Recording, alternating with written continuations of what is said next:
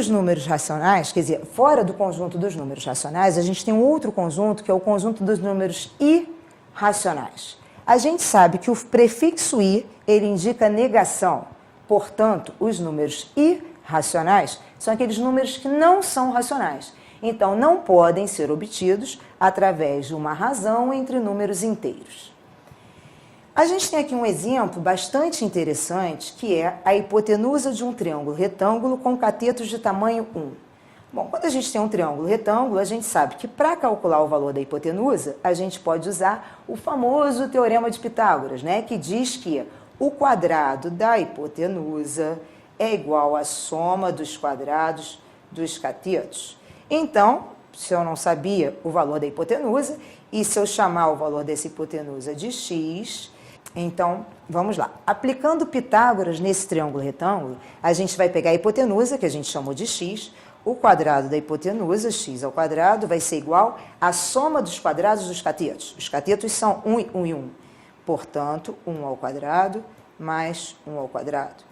O que vai dar x ao quadrado igual 1 mais 1, 2.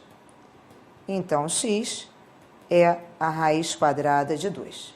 A raiz quadrada de 2 é o número 1,41, 42, 13, 56, enfim, ele é um número decimal infinito, no entanto, diferente do número que a gente acabou de ver lá no conjunto dos números racionais, porque ele não é periódico, ou seja, a parte decimal dele não tem uma repetição de um mesmo pedacinho que a gente chamava de período.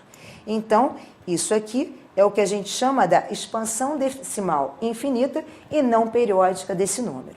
E ele é, portanto, um número irracional.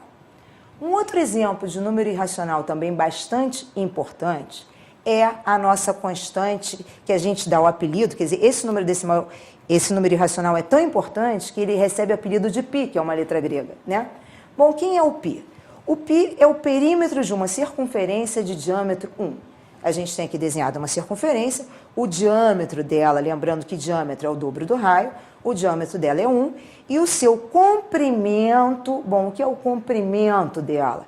Se a gente construísse essa circunferência com um barbante e a gente abrisse o barbante, o tamanho do barbante necessário para construir o contorno, portanto o perímetro dessa circunferência, é o π, que é um número decimal infinito e não periódico.